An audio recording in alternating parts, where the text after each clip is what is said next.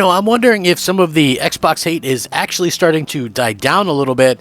It feels like it on the outside, kind of looking in, just looking at what's going on with the media and the gaming sites and things like that. So, we'll see if that's actually the case. I don't exactly know, but what I do know is that I do see still quite a bit of negativity where Xbox is concerned, and probably warranted. Like I said, we don't have the full story on what's going on, and that's sort of unfortunate in my opinion, because people that are out of the loop clearly aren't going to go out and buy Xbox or anything like that. But the other thing that I wanted to kind of talk about that's sort of a negative is the fact that there's many developers who are now going out of their way to I think avoid Xbox might be a good way of putting it, just in my opinion. I don't know if that's going to be something that hampers Xbox going forward or not, but what I do notice is that there's a lot of people that are kind of talking negatively and feel bad and understand that Microsoft has this habit of closing studios and killing projects and things like that. So this was very interesting when I saw this on Twitter. There's this developer named David Goldfarb, who is a founder, creative director of Outsider Games. He's worked on like Battlefield 3, Bad Company 1 and 2, Payday 2, Mirror's Edge. He's worked on a lot of different things. He's working on new stuff now. But he was taken to Twitter, now known as X, talking with another developer about it. He says, "I don't think Xbox will ever be the same way by developers." And another developer responded, "I've seen dev discussions in private discords. The long-term sentiment is not looking great."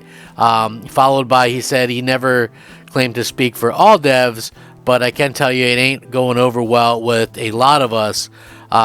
So again, this is stuff that we're seeing a lot of. People are starting to kind of come out and say, hey, this was unfortunate. This really sucks that this happened. Not only does it suck that it happened, but Microsoft, people that maybe would work with Microsoft in the past were afraid to work with Microsoft, considering everything that's kind of happened. So I think that is legitimately something that is going to be a problem for Microsoft going forward. And I hope that it's not like a huge problem. Like, I want Microsoft to work stuff out. People don't realize that, or they think that I'm trying to hate for no reason or whatever. I want a clear, concise idea from Microsoft on what the future holds. What is their plans?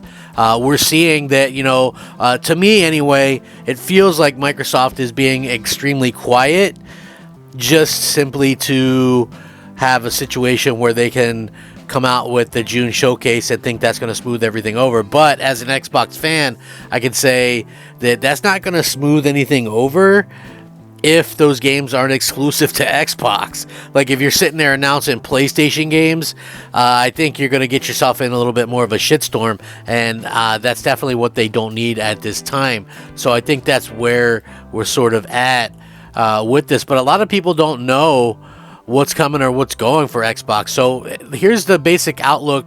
If you're a developer, Xbox leadership rewards success the same as failure. So why trust them at this point? So, obviously when they announced the closing of the studios like Arcane and Tango Gameworks, the two games from those studios are totally opposite ends of the spectrum, leading to a very uncomfortable realization that Microsoft can easily reward success with how they reward failure, with mass layoffs and studio shutdowns. And that's not what people want to see, and that's not what developers want to see when they're working. So to do so even after high praise and assurances that everything was wonderful. On one end of the spectrum, Redfall, a high-profile, poorly reviewed bomb from Arcane, often one developed, by the way, in the pre-Bethesda acquisition days, but carried over to Microsoft, who did not intervene to improve it. You can argue that the studio previously made Prey should be given a second chance, but in the wake of just how badly Redfall went, an unfortunate ending here is not that surprising, even if at one point a year ago, Microsoft said to everyone that they were not currently going to shut down Arcane. it's super unfortunate when this stuff happens the way that it does. Then there's Tango Gameworks, which is the polar opposite. It made Hi-Fi Rush, the high-scoring, award-winning, stealth-dropping music platformer that is arguably the best exclusive that's been released in the Xbox Series X and S generation. It would certainly make a baseline sense that even after its recent CEO exit, that the team would be nurtured and cultivated in order to make something else great, but instead, Xbox's only Japanese studio has been completely shut down.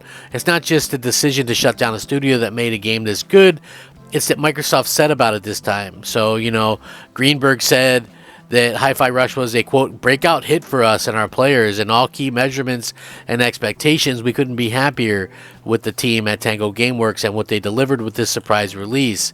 It doesn't get much more unequivocal than that, so the narrative that, well, it was good, but maybe it didn't perform well is apparently false, unless, of course, Microsoft is just lying, and then, lies are the problem as well. It's not a matter of assuming Microsoft is going to make more bad decisions from here. It's that we can't really trust what it says going forward. One thing that's now infected players' minds is the fate of Hellblade 2 from Ninja Theory. Like Hi-Fi Rush, this is not set up to be a blockbuster game in the traditional sense due to smaller scale and the somewhat tighter reach of the first game. And with everything launching on Game Pass, there's no numbers to point to in order to say something is a huge seller or whatever. Only Microsoft bragging about total players or hours played, which are far less useful metrics. But in the wake of this, Microsoft could come out and say Hellblade 2 and Ninja Theory had created something amazing and had surpassed our wildest expectations. And why would anyone actually believe it? Especially after what happened to Tango Gameworks after Hi-Fi Rush. So in the wake of those studio shutdowns, Matt Booty, the dumbass that he is, has now said that they are refocusing on larger games. So who's to say after Hellblade 2's Ninja Theory isn't drawn and quartered with its remnants fed into Bethesda to make Elder Scrolls 6 come out faster or something? We honestly just don't know. It's hard to understand and understate just how much Xbox has lost player trust as of late. Recently, with this decision to start opening up its exclusives to PlayStation, making them no longer exclusive, but at least you could make a case for that. Well, I couldn't. Obviously, shutting down these studios and Tango feels like a bridge too far. And Microsoft is always stabbing themselves in the foot.